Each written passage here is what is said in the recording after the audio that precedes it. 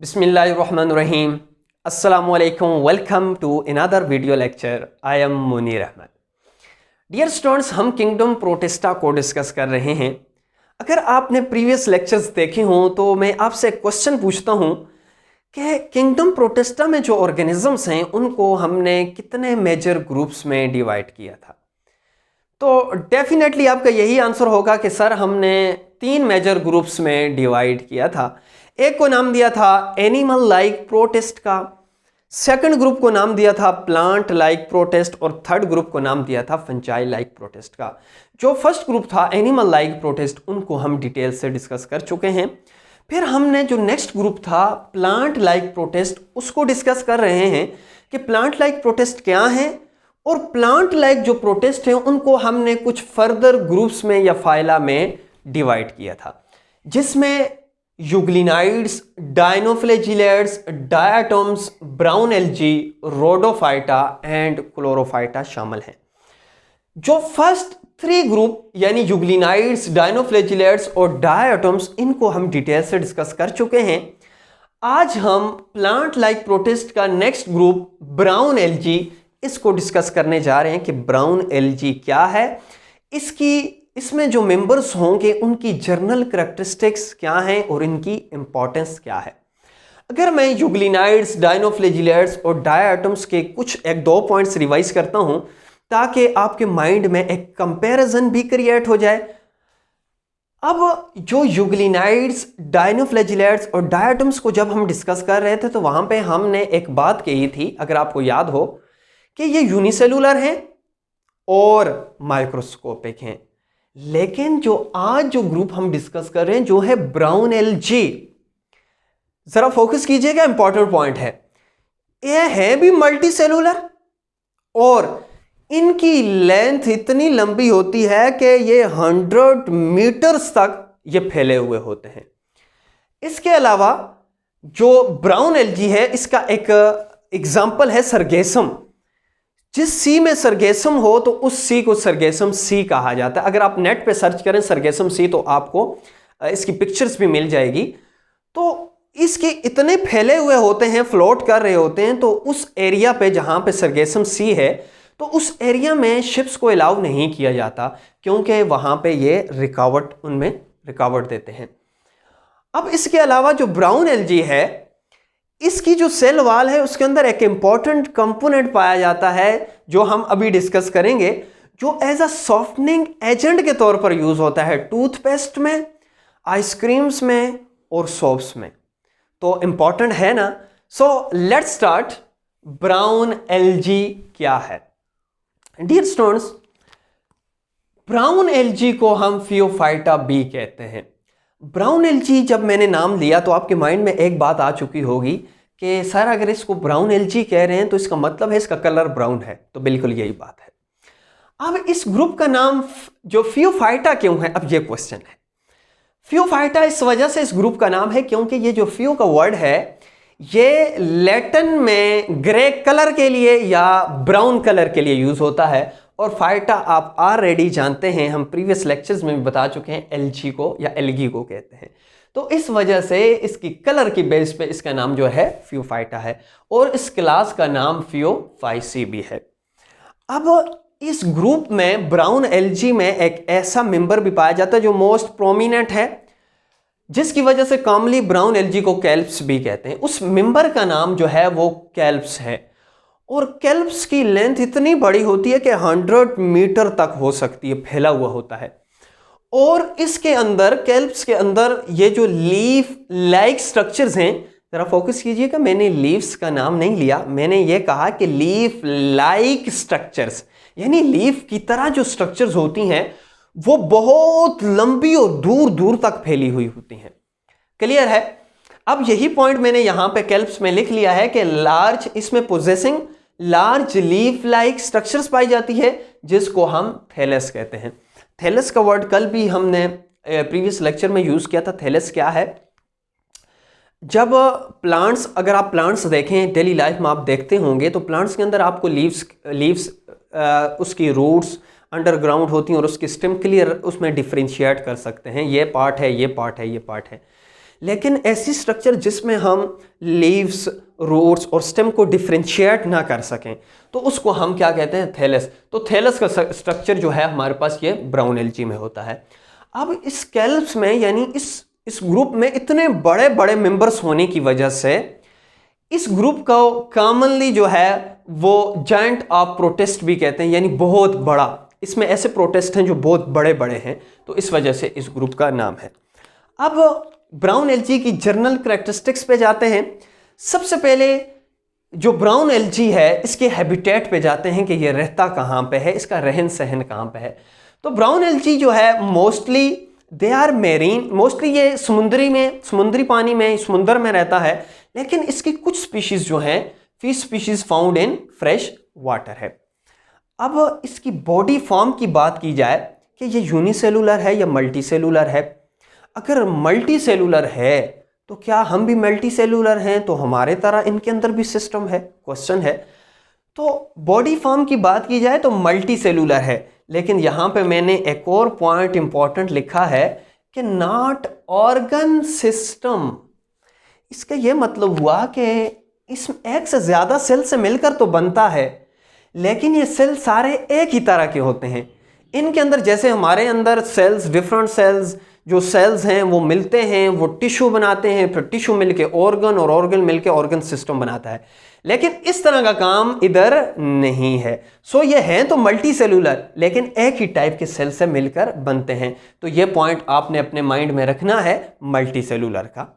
इसके बाद न्यूट्रिशन की बात की जाए तो ये जो ब्राउन एल्गी हैं इनके अंदर फोटोसिंथेटिक पिगमेंट्स पाए जाते हैं, क्लोरोफिल पाया जाता है, जिसकी वजह से ये फोटोसिंथेसिस करते हैं और अपनी फूड खुद बना सकते हैं। तो इस वजह से हम न्यूट्रिशन में इसकी एक पॉइंट लिख लिया, ये ऑटोट्रॉफिक हैं। अब आपके माइंड में शुरू में ये क्वेश्चन आया होगा कि सर आपने इसके कलर की बेस पे इसको ब्राउन एल्गी का नाम तो दिया है, लेकिन इसका कलर ब्राउन क्यों होता है? क्या इसके अंदर कुछ पिगमेंट्स होते हैं? बिल्कुल इसके अंदर पिगमेंट्स होते हैं। तो पिगमेंट्स की तरफ जाते हैं। क्लोरोफिल ए और क्लोरोफिल सी पाया जाता है। इसके अलावा एक और इंपॉर्टेंट पिगमेंट पाया जाता है जिसका नाम है फ्यूकोजेंथन। ये जो फ्यूकोजेंथन है ये एक्सेसरी पिगमेंट है, और इस फ्यूकोजेंथन का जो कलर है it is golden brown pigment. ये गोल्डन ब्राउन होने की वजह से इन जो कैल्प्स हैं, ये जो ब्राउन एल्गी हैं, इनका जो कलर है वो हमें ब्राउन दिखता है। तो इसी वजह से इस ग्रुप का नाम जो है वो ब्राउन एल्गी है। इसके बाद इसके सेल वाल की बात की जाए, फॉर एग्जांपल ये सेल है, बहुत सारे सेल होते हैं मल्टी सेलुलर, तो सबसे बाहर वाली जो बाउंड्री होती है वो आपको पता है, जिसको हम क्या कहते हैं, सेल वाल। इस सेल वाल में एक इंपॉर्टेंट सब्सटेंस पाया जाता है जिसका नाम है एल्जिन और एल्जीनिक सब्सटेंसेस या एल्जीनिक एसिड। ये जो सेल वाल है इसके अंदर सेलुलोज भी है और ये जो एल्जिन और एल्जीनिक सब्सटेंसेस भी है। ये जो एल्जिन या एल्जीनिक एसिड जो इसकी सेल वाल में पाया जाता है ये जिलेटिनस मटेरियल है, यानी ये वाटर को होल्ड करने की कैपेसिटी रखता है। अब जहां पे ये कैल्प्स होंगे, ये जहां पे ब्राउन एल्गी होंगे, जहां पे फ्लोट कर रहे होंगे, तो वहां पे पानी रुका हुआ आपको नजर आएगा। क्यों? क्योंकि इसकी जिलेटिनस मटेरियल होने की वजह से ये वाटर की कैपेसिटी, वाटर को होल्ड करते हैं। इसके बाद अगर फूड स्टोरेज की बात की जाए कि ये फूड को किस फॉर्म में स्टोर करते हैं, तो ये कम्प्लेक्स पॉलीसेकेराइड या कार्बोहाइड्रेट्स की फॉर्म में स्टोर करते हैं, जिसमें लेमिनेरन और मैनिटोल पाया जाता है। लेकिन यहाँ पे एक और इम्पॉर्टेंट पॉइंट है कि जिस तरह प्लांट्स के अंदर स्टार्च स्टोर होता है, तो उस तरह ट्रू स्टार्च इनमें एब्सेंट होता है, उस तरह का स्टार्च इनमें स्टोर नहीं होता। अब एक और इंपॉर्टेंट और स्पेसिफिक प्रॉपर्टी है ब्राउन एल्गी की, और इंटरेस्टिंग भी है, जो है एयर ब्लैडर की। अब एयर ब्लैडर क्या है? Possess air bladder for buoyancy. अब इनकी अगर बॉडी को देखा जाए तो इनकी बॉडी के अंदर एक यूं स्ट्रक्चर पाई जाती है।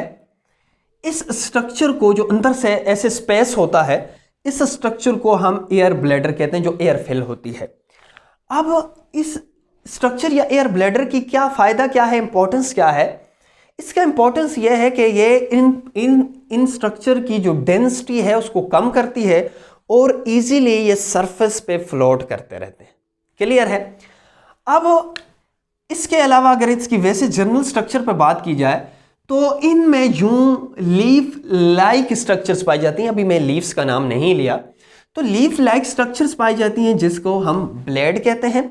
इसके अलावा एक स्टेम लाइक स्ट्रक्चर पाई जाती है, हम स्टेम नहीं कह सकते, स्टेम लाइक स्ट्रक्चर पाई जाती है जिसको हम स्टाइप कहते हैं। इसके अलावा जिस सरफेस के साथ ये अटैच होती है जिस जगह से, तो उसको हम होल्ड फास्ट कहते हैं। ये रूट की तरह होती है लेकिन ट्रू रूट इसमें एब्सेंट होते हैं, तो ये माइंड में रखना है। होल्ड फास्ट जहां से ये अपने आप को अटैच करती है किसी भी सरफेस के साथ, स्टाइप इसकी स्टेम लाइक स्ट्रक्चर, और एयर ब्लैडर आपको पता है फ्लोटिंग में हेल्पफुल होती है।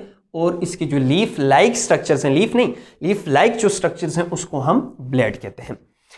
अब इसके बाद नेक्स्ट जो है वो है रिप्रोडक्शन, और रिप्रोडक्शन का पॉइंट बुक में सिंपल एक लाइन लिखी हुई है। अब ये जो पॉइंट है ये आपने with the help of diagram में समझाने की कोशिश करूंगा, तो फोकस करना है और अपने पास इसको साथ साथ नोट करना है, तभी आपको समझ आएगी। तो रिप्रोडक्शन में इसमें सेक्सुअल और एसेक्सुअल रिप्रोडक्शन पाई जाती है, लेकिन यहां पे मैंने एक और पॉइंट लिखा है कि ये अल्टरनेशन ऑफ जनरेशन पाई जाती है बिटवीन स्पोरोफाइट एंड गेमेटोफाइट। पहले जो अल्टरनेशन ऑफ जनरेशन का जो वर्ड है इसका मतलब समझें, फिर उसके बाद अल्टरनेशन ऑफ जनरेशन कहते हैं कि स्पोरोफाइट गेमेटोफाइट बनाए, गेमेटोफाइट दोबारा स्पोरोफाइट बनाए, स्पोरोफाइट गेमेटोफाइट बनाए, गेमेटोफाइट स्पोरोफाइट बनाए। ये सर्कल चलता रहे कि स्पोरोफाइट गेमेटोफाइट, गेमेटोफाइट स्पोरोफाइट। अब आपके माइंड में ये क्वेश्चन आया होगा कि सर ये तो समझ आ गई कि स्पोरोफाइट गेमेटोफाइट बनाए, गेमेटोफाइट स्पोरोफाइट बनाए, लेकिन सर ये गेमेटोफाइट है क्या चीज़, ये क्या बला है, और स्पोरोफाइट क्या है, अब उसको समझते हैं। फॉर एग्जाम्पल ये हमारे पास ब्राउन एल्गी है, और इस ये जो ब्राउन एल्गी हैं इनको हमने नाम दे दिया है गेमेटोफाइट का। फॉर एग्जाम्पल ये एक गेमेटोफाइट है, ये दूसरा गेमेटोफाइट है। इसको मैं कह देता हूं कि ये लेट्स सपोज के मेल गेमेटोफाइट है। गेमेटोफाइट इस बॉडी का नाम है, ये जो बॉडी है, और ये दूसरी बॉडी है इसका नाम भी गेमेटोफाइट है, और इसको मैं कह देता हूं कि ये फीमेल गेमेटोफाइट है। सर इसको नाम गेमेटोफाइट का क्यों दिया है? इस वजह से कि ये गेमीट बनाएगा, गेमेटोफाइट यानी गेमीट्स बनाएगा। तो ये जो गेमेटोफाइट बॉडीज आपको नजर आ रही हैं, अब ये जो मेल गेमेटोफाइट है क्या बनाएगा? मेल गेमीट्स बनाएगा। सो इसने बना दिया जी मेल गेमीट, और जो फीमेल गेमेटोफाइट है ये बनाएगा फीमेल गेमेटोफाइट। तो याद रखना है ये जो बॉडीज आपको नजर आ रही हैं ये जो हैं वो n नंबर होती हैं। n नंबर का ये मतलब है कि ये हेप्लाइड होगी। तो ये आपने MCQs के लिए माइंड में रखना है कि gametophyte always haploid are n number. तो अब ये हमारे पास दो गेमीट्स बन गए। अब जो गेमीट्स बनेंगे ये भी आपको पता है, ये भी n होगा, ये भी n होगा, और n का मतलब यहां पे हैप्लाइड सेल है। अब इन दोनों की गेमीट्स की आपस में फर्टिलाइजेशन होगी। फर्टिलाइजेशन के बाद जो नेक्स्ट स्ट्रक्चर बनेगी जिसको हम किसका नाम देते हैं? जाइगोट का नाम देते हैं। अब मुझे यह बताना है जाइगोट n नंबर होगा या 2n होगा, यानी हेप्लाइड होगा डिप्लाइड होगा? तो डेफिनेटली आप कहेंगे कि सर n और n मिले हैं तो जाहिर सी बात है अब इनके अंदर कंप्लीट सेट ऑफ क्रोमोसोम्स होगा, तो जो जाइगोट होगा वो 2n नंबर होगा, यानी इसको हम क्या कहते हैं? 2n कहते हैं। अब जाइगोट से एक नेक्स्ट स्ट्रक्चर डेवलप होगी जिसको हम स्पोरोफाइट कहते हैं। यहां पे इंपॉर्टेंट पॉइंट है, यहां पे आपने कहा था गेमेटोफाइट, और बनते बनते यहां पे बन गई स्पोरोफाइट। अब ये जो स्पोरोफाइट है ये 2n होगी या n होगी? अगर आपसे पूछूं जरा फोकस करें तो ये जाइगोट 2n है और 2n से मिलकर बनी है, तो इसका मतलब है स्पोरोफाइट भी 2n होगी यानी डिप्लाइड होगी। तो ये दूसरा MCQs है कि sporophyte always 2n, gametophyte is always n, ये याद रहेगा। अब ये जो स्पोरोफाइट बॉडी बनी है, इस स्पोरोफाइट बॉडी के अंदर एक स्ट्रक्चर बनती है जिसको हम स्पोरेंजियम कहते हैं। स्पोरेंजियम इस वजह से कहते हैं क्योंकि इसके अंदर स्पोर्स बनेंगे, और स्पोर्स बनने के बाद स्पोरेंजियम फटेगा और उसके अंदर से स्पोर्स बाहर निकलेंगे और नई स्ट्रक्चर्स बनेगी। अब ये जो स्पोर्स बने हैं, अब स्पोरेंजियम या स्पोरोफाइट जो है इसको मैं यहां पे लिख लेता हूं, ये 2n है। अब 2n की मियोसिस होगी, यानी रिडक्शन डिवीजन होगी और मियोसिस के रिजल्ट में स्पोर बनेंगे। तो हमेशा आपको पता है कि जब भी मियोसिस होगी तो 2n से n सेल बनेंगे, यानी डिप्लाइड से हेप्लाइड बनेंगे। सो 2n से ये जो स्पोर्स बने हैं ये डिप्लाइड होंगे या हेप्लाइड होंगे? तो डेफिनेटली आप आंसर देंगे कि सर ये मियोसिस से बने हैं तो ये हेप्लाइड होंगे। तो स्पोर्स ऑलवेज हेप्लाइड, तो यहां पे मैं लिख लेता हूं n, तो यहां पे आपने याद रखना है। अब ये जो स्पोर्स हैं इनमें से कुछ स्पोर्स दोबारा से डिवेलप हो जाएंगे मेल गेमेटोफाइट में। स्पोर्स भी हेप्लाइड हैं और मेल गेमेटोफाइट भी n है, हेप्लाइड है। और कुछ स्पोर्स जो हैं वो फीमेल गेमेटोफाइट में डिवेलप हो जाएंगे। तो आप अगर इस पे फोकस करें तो क्या अल्टरनेशन ऑफ जनरेशन नहीं है? गेमेटोफाइट बन गया स्पोरोफाइट, स्पोरोफाइट फिर बन गया गेमेटोफाइट, गेमेटोफाइट फिर बनेगा स्पोरोफाइट और स्पोरोफाइट फिर बनेगा गेमेटोफाइट। तो इस प्रोसेस को हम क्या कहते हैं? अल्टरनेशन ऑफ जनरेशन कहते हैं। अब इसके बाद जो ब्राउन एल्गी है इसकी इंपॉर्टेंस पे जाते हैं कि इसकी क्या इंपॉर्टेंस है। तो ब्राउन एल्गी की इंपॉर्टेंस पे बात करें तो जाहिर सी बात है कि इसके अंदर फोटोसिंथेटिक पिगमेंट हैं और फोटोसिंथेसिस करता है। तो इस वजह से ये as a food source for aquatic life, कि एक्वेटिक लाइफ जो फिशेस हैं उनके लिए एज अ फूड के तौर पर भी काम करता है, तो इंपॉर्टेंट है। इसके अलावा इट प्रोवाइड ऑक्सीजन, क्योंकि इसके अंदर फोटोसिंथेटिक पिगमेंट, फोटोसिंथेसिस का प्रोसेस, इस वजह से ये प्रोवाइड ऑक्सीजन भी प्रोवाइड करते हैं। और नेक्स्ट और मोस्ट इंपॉर्टेंट और इंटरेस्टिंग पॉइंट ये है कि इसके सेल वॉल के अंदर एल्जीनिक एसिड या एल्जन पाया जाता है और जिसकी ये प्रॉपर्टी है कि वो सॉफ्टनिंग एजेंट के तौर पर यूज हो सकता है। So which is used as smoothening के लिए यूज होता है, as a smoothening agent in toothpaste और सोप्स में एज अ स्मूथनिंग एजेंट के तौर पर यूज होता है। अब ब्राउन एल्गी की कुछ एग्जांपल्स तो मैंने शुरू में बता दी, सरगेसम, जो मैंने सरगेसम सी की वजह से, और इस सरगेसम्स को जापानीज जो हैं वो खाने में खाते भी हैं। और इसके अलावा एक्टोकार्पस और कैल्प्स जो है, ये कैल्प्स आपने अपने माइंड में रखना है क्योंकि ये बुक में मेंशन है और एमसीक्यूज में आ सकता है। इसकी लेंथ पूछी जा सकती है, वो 100 मीटर है। तो डेफिनेटली आपको आज के इस लेक्चर ब्राउन एल्गी की समझ आ चुकी होगी। तो इंशाल्लाह हम नेक्स्ट में जो लेक्चर होगा उसमें रोडोफाइटा या जो नेक्स्ट एल्गी है उसको डिस्कस करेंगे। अगर इस लेक्चर्स में आपकी कोई सजेशन हो, कुछ इंपॉर्टेंट पॉइंट हो, कोई कन्फ्यूजन हो, कोई क्वेश्चन हो, तो लाजमी कमेंट सेक्शन में कमेंट कीजिएगा। और उसके जो डिस्क्रिप्शन है उस डिस्क्रिप्शन में व्हाट्सअप नंबर भी मौजूद है, आप मुझे कोई भी क्वेश्चन हो व्हाट्सअप भी कर सकते हैं। तो इंशाल्लाह नेक्स्ट लेक्चर में फिर मुलाकात होगी। अल्लाह हाफ़िज़।